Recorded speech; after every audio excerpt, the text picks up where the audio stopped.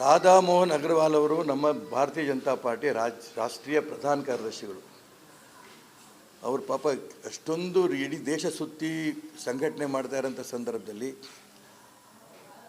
ನಾನು ನಿಂತಿರೋದು ಅವ್ರು ಯಾಕೋ ಸಮಾಧಾನ ಇಲ್ಲ. ಅವ್ರು ಕೆಲಸ ಮಾಡ್ತಿರೋದ್ರ ಬಗ್ಗೆ, ಪಕ್ಷ ನಿಷ್ಠೆ ಬಗ್ಗೆ ನಾನು ಪ್ರಶ್ನೆ ಮಾಡಲ್ಲ. ಅದು ನಾನು ನೇರವಾಗಿ ಅವ್ರಿಗೆ ಕೇಳ್ತೇನೆ, ನಮ್ಮನೆಗೆ ನೀ ಬಂದಿದ್ದಲ್ಲಪ್ಪ, ನಾನು ಯಾರು ಅಂತ ಗೊತ್ತಿಲ್ದಿರಿ ನಮ್ಮನೆ ಯಾಕೆ ಬಂದಿದ್ದೆ? ನೀನು ಸಿದ್ಧಾಂತ ಎಲ್ಲ ಒಪ್ತಿರಪ್ಪ, ನಿಲ್ಲಬೇಡಿ ಅಂತ ಹೇಳಿದ್ರಲ್ಲ ಅವರು. ಸಿದ್ಧಾಂತ ಯಾಕೆ ಒಪ್ತೀನಿ ಅಂತ ಹೇಳಿದ್ರು, ನಿಲ್ಲಲ್ಲ ಅಂತ ಯಾಕೆ ಹೇಳಿದ್ರು? ಮತ್ತು ಗೊತ್ತಿಲ್ಲ ಅಂತ ಗೊತ್ತಿಲ್ಲದವ್ರ ಮನೆಗೆ ನೇರ ಹೋಗಿ ಇದನ್ನೆಲ್ಲ ಮಾತಾಡೋಕ್ಕೆ ಸಾಧ್ಯನಾ? ನಾನು ಅವ್ರ ಬಗ್ಗೆ ಟೀಕೆ ಮಾಡಿಲ್ಲ. ಅವ್ರ ಬಗ್ಗೆ ಅಪಾರ ಗೌರವ ಇದೆ ನನಗೆ. ಅವ್ರು ಕೆಲಸ ಮಾಡ್ತಿರೋದ್ರಲ್ಲಿ 1% ನಾನು ಮಾಡ್ತಾಯಿಲ್ಲ. ಆ ದೊಡ್ಡವ್ರ ಮಾತಿಗೆ ಉತ್ತರ ಕೊಡಬಾರ್ದು. ಆದರೆ ಕೇಳಿದವ್ರಿಗೆ ನಾನು ಪ್ರಶ್ನೆ ಉತ್ತರ ಕೊಡಲೇಬೇಕಾಗತ್ತೆ. ಇಡೀ ರಾಜ್ಯದಲ್ಲಿ, ದೇಶದಲ್ಲಿ ನೋಡ್ತಾ ಇರ್ತಾರೆ, ನಂಗೆ ಗೊತ್ತೇ ಇಲ್ಲ ಅಂತ. ರಾಜ್ಯದ ಯಾವುದೇ ಹಳ್ಳಿಗೆ ಹೋದರೂ ಕೂಡ ಆ ಹಳ್ಳಿ ಜನ ಹೇಳ್ತಾರೆ, ಇವ್ರು ಯಡಿಯೂರಪ್ಪ, ಇವ್ರು ಈಶ್ವರಪ್ಪ, ಇವ್ರು ಅನಂತಕುಮಾರ್. ಇವತ್ತೆಲ್ಲ ನಾನು 40 ವರ್ಷ ತಪಸ್ಸು ಮಾಡಿದ್ದೇನೆ. ಗೊತ್ತಿಲ್ಲ ಪಾಪ ಅವರಿಗೆ, ಗೊತ್ತಿಲ್ಲ ಅಂತ ಹೇಳ್ತಾರೆ. ನಿಮ್ಮ ಮುಖಾಂತರ ಉತ್ತರ ಕೊಟ್ಟಿದ್ದೇನೆ ಅಷ್ಟೇ. ಗೊತ್ತಿಲ್ಲ. ಈಶ್ವರಪ್ಪ ಅನ್ನೋರು ಇನ್ನೊಬ್ರು ಯಾಕೆ ನಿಲ್ಬಾರ್ದು? ಇನ್ನು 10 ಜನ ನಿಲ್ಲಿ. ನನಗೆ ಗೊತ್ತಿಲ್ಲ. ಗೊತ್ತಿದ್ದನ್ನ ನೇರವಾಗಿ ಹೇಳೋಣ. ನಾನು ಎಷ್ಟು ನೇರವಾಗಿ ಹೇಳ್ತೀನಿ ಅನ್ನೋದೇ ನನಗೆ ಈ ಚುನಾವಣೆ ಲಾಭ ಆಗ್ತಾ ಇರೋದು. ಎಲ್ಲೋದ್ರೂ ರೈತರು ಹೇಳ್ತಾರೆ, ಬಡ ರೈತರು ಹೇಳ್ತಾರೆ, ಸರ್ ನೇರವಾಗಿ ಮಾತಾಡ್ತಾರೆ ನೀವೊಬ್ಬರೇ ಸರ್. ಸರ್ ಹಿಂದುತ್ವದ ಬಗ್ಗೆ ನೀವು ಮಾತಾಡ್ತಾರೆ, ನಮ್ಮ ಬೆಂಬಲ ನಿಮಗೆ ಸರ್. ಇದು ನನಗೆ ಇವತ್ತು ರಕ್ಷೆ ಆಗ್ತಾ ಇದೆ. ಹಾಂ, ಗೊತ್ತಿಲ್ಲಪ್ಪ, ಸುಮ್ಮನೆ ನಾನು ಹೆಂಗೆ ಹೇಳಿ?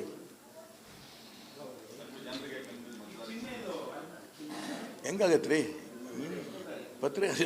ನೀವು ಪತ್ರಕರ್ತರಾಗಿ ಈ ಪ್ರಶ್ನೆ ನನಗೆ ಕೇಳಿದ್ರೆ, 22ನೇ ತಾರೀಕು ಸಿಂಬಲ್ ಅಲಾಟ್ಮೆಂಟ್ ಮಾಡ್ತಾರೆ. ವಿಡ್ರಾಯಲ್ಸ್ ಎಲ್ಲ ನಾಮಿನೇಷನ್ ಆಗಿ ವಿಡ್ರಾಯಲ್ಸ್ ಎಲ್ಲ ಆದಮೇಲೆ ಮಾಡ್ತಾರೆ. ಅದೆಷ್ಟೋ ಒಂದು 15-20 ಮಾಡಿದ್ದಾರೆ ಸಿಂಬಲ್ಗಳು, ವಿಚಿತ್ರ ಸಿಂಬಲ್ಗಳು.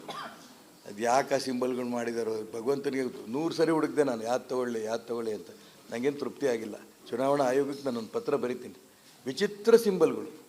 ಒಂದು ರೀತಿಯ ಸಿಂಬಲ್ಲು ಅಂದ ತಕ್ಷಣ ಜನರಿಗೆ ದೇಶಭಕ್ತಿ ಜಾಗೃತಿ ಆಗಬೇಕು, ಯುವಕರು ಒಂದು ರೀತಿ ಸ್ಫೂರ್ತಿ ಬರಬೇಕು. ಅದೆಂಥ ಸುಡುಗಾಡುಗಳೆಲ್ಲ ಮಾಡಿಟ್ಟಿದ್ದಾರೆ. ಹೌದು, ಚುನಾವಣಾ ಚಿಹ್ನೆಗಳನ್ನು ನೀವು ಯಾವ್ಯಾವ ಚಿಹ್ನೆಗಳನ್ನು ಬಳಸಿದ್ರೆ ಜನರಿಗೆ ಒಳ್ಳೆಯದಾಗತ್ತೆ, ಸ್ಫೂರ್ತಿ ಬರುತ್ತೆ ಅನ್ನೋದನ್ನು ಚುನಾವಣಾ ಆಯೋಗದವರು ಸಾರ್ವಜನಿಕರ ಬಗ್ಗೆ ಅವರ ಅಭಿಪ್ರಾಯ ಕೇಳಿ ಆ ಚುನಾವಣಾ ಪಟ್ಟಿ ಬಿಡುಗಡೆ ಮಾಡಲಿ. ಈಗ ಆಗೋಯ್ತು, ಬರೀ ಮುಗೀತು.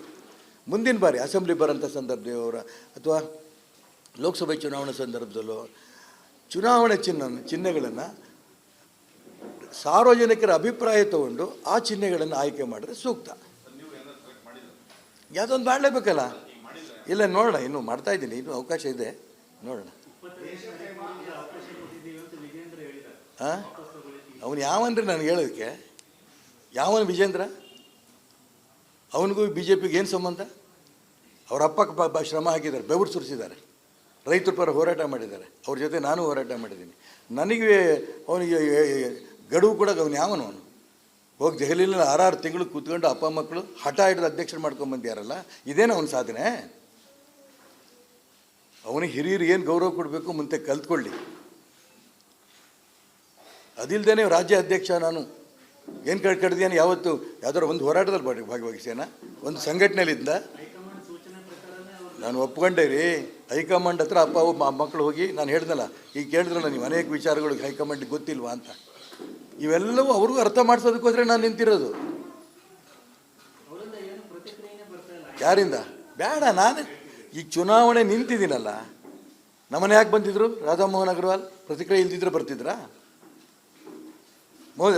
ಅಮಿತ್ ಶಾ ಡೆಲ್ಲಿ ಯಾಕೆ ಕರೆದ್ರು? ಮೂನಪ್ಪ ಇದೆ. ಅದಕ್ಕೋಸ್ಕರ ನೋಡಿ, ಯಾವತ್ತೂ ಕೂಡ ಈ ದೇಶಕ್ಕೆ ಸ್ವತಂತ್ರ ಬರೋಕ್ಕೆ ಎಷ್ಟು ಜನದ ಬಲಿದಾನ ಆಯಿತು, ಎಷ್ಟು ವರ್ಷ ಆಯಿತು. ಈ ದೇಶಕ್ಕೆ ಸ್ವತಂತ್ರ ಬಂದಿದ್ದು ಯಾವತ್ತು ಅಂದರೆ ನೀವೆಲ್ಲ ಹೇಳ್ತೀರಿ 1947 ಆಗಸ್ಟ್ 15. ಸ್ವತಂತ್ರ ಹೋಗಿದ್ದು ಯಾವತ್ತು? ಉತ್ತರ ಕೊಡಿ ನೋಡೋಣ. ಗೊತ್ತಾ ನಿಮಗೆ?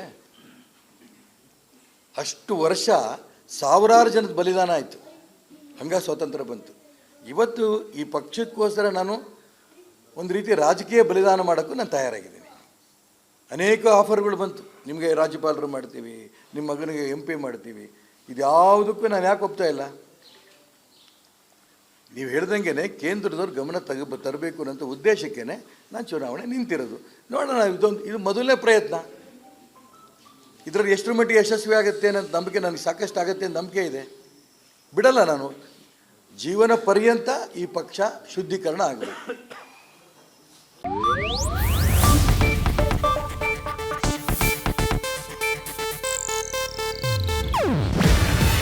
ಇದು ಏಷ್ಯಾನೆಟ್ ನ್ಯೂಸ್ ನೆಟ್ವರ್ಕ್ ಪ್ರಸ್ತುತಿ. ನೀವು ನೋಡ್ತಿದ್ದೀರಾ ಏಷ್ಯಾನೆಟ್ ಸುವರ್ಣ ನ್ಯೂಸ್.